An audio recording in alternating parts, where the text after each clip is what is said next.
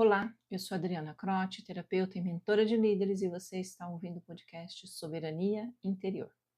Seja muito bem-vindo ao episódio de hoje, Anestesiado. Talvez você esteja anestesiado e nem percebeu. Sabe quando você sente, mas sente menos?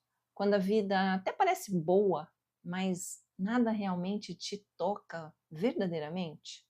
Você se pega rindo de algo, mas por dentro sente um vazio que não sabe explicar muito bem. Não é tristeza, é uma ausência. É como se tivesse colocado a alma num modo silencioso. A gente chama isso de proteção, mas é de fato fuga. E o pior, uma fuga tão bem feita que parece equilíbrio, mas não é. Você já se sentiu assim? Como se estivesse dentro de um bunker?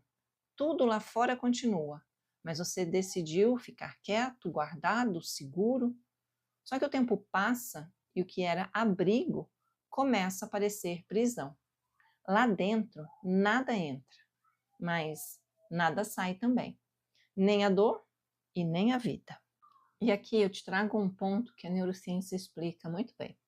Quando você foge das emoções, o cérebro entende que precisa te proteger e ativa um mecanismo de defesa chamado dissociação. É como se ele desligasse a dor, mas junto com ela desligasse também a alegria, o entusiasmo, a curiosidade. E você começa a viver no automático. O corpo está presente, mas a alma ausente. Por isso, quanto mais você foge do que sente, mais o cérebro reforça o padrão.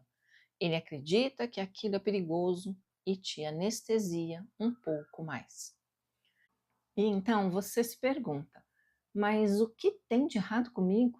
Eu tinha sonhos, planos, desejos. Onde foi que eu me perdi? Talvez você não tenha se perdido. Talvez esteja só escondido. E escondido você não se resolve, porque o que não é olhado, ele se repete. Gosto muito desse pensamento de Jung. Enquanto você não se tornar consciente do que há no seu inconsciente, ele dirigirá sua vida. E você chamará de destino. E é exatamente isso que acontece. Você muda de cidade, de relacionamento, de trabalho, mas vive o mesmo enredo, só que com personagens diferentes. Porque o cenário muda, mas o roteiro continua o mesmo. A história se repete até que você decida mudar o autor dessa história. É aqui que entra o ponto que ninguém quer ouvir. Autoconhecimento dá medo e terapia assusta, mas fugir deles é a sua pior escolha, porque eles significam abrir o bunker e deixar o ar entrar. E se o ar entrar, a poeira levanta. E aí você vê o que tentou esconder e se assusta com o tamanho do que acumulou. Mas deixa eu te contar um segredo. Ninguém se cura escondido, tá? E o medo que você sente de olhar para si é o mesmo medo que impede a tua liberdade. A neurociência mostra que a emoção reprimida, ela continua ativa no corpo. Ela vira tensão, irritação, sintomas, ansiedade. Você não apaga um sentimento não vivido, só o empurra para o porão da mente e ele volta disfarçado, muitas vezes de doenças que não são diagnosticadas. E olha que curioso, tem gente que prefere se benzer, fazer promessa, buscar 1000 respostas por meio de atalhos, menos se olhar.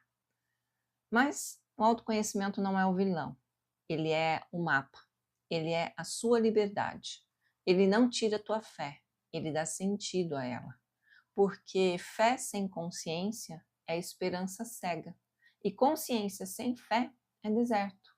As duas coisas se completam. O problema é que a maioria quer mudar a vida sem mudar a si mesmo. Querem um novo caminho sem mudar os próprios passos. Mas não dá. A repetição é um lembrete da vida de que há algo errado não resolvido. É ela te dando a chance de arrumar, de organizar. E aqui eu te provoco. Até quando você vai fugir daquilo que te formou?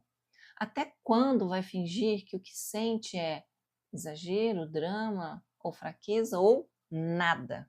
Que tá tudo bem. Você pode enganar os outros, mas a sua mente e o seu corpo, não. O seu corpo sente antes da mente entender. Tem uma frase de Nietzsche que eu acho perfeita. Ele dizia que o ser humano prefere acreditar numa mentira qualquer do que encarar o vazio da verdade. Mas se o vazio não for o fim, e sim o começo? E se o medo for só o primeiro passo da coragem? Porque no fundo, o que você teme encontrar ao olhar para dentro é só você mesmo. E quando você se olha de verdade, percebe que o monstro ou tudo aquilo que estava guardado, que você estava imaginando, não existe tão grande assim. O que existe é uma parte de você pedindo para ser vista, acolhida, escutada. E é aqui que entra a soberania interior. Porque soberania não é ter o controle sobre tudo. A soberania interior é ter coragem de olhar para tudo, inclusive e principalmente para aquilo que você tem evitado. Você não precisa já saber de todas as respostas. Ninguém sabe. Você não precisa estar totalmente pronto. Você só precisa parar de se esconder de si mesmo. Porque soberania interior não começa quando você resolve todos os seus problemas. Ela começa quando você para de negar que eles existem. E quando você faz isso, quando você abre a primeira fresta naquele bunker, descobre algo surpreendente. Você é mais forte do que imagina e a vida tem mais cor do que você sonhava ou lembrava. Mas é só quando você para de viver anestesiado. Soberania interior não é sobre controlar a dor, é sobre sentir o que dói e ainda assim continuar inteiro. Coragem para olhar para você. É isso que eu te desejo. E a gente vai se encontrar no próximo episódio. Até lá!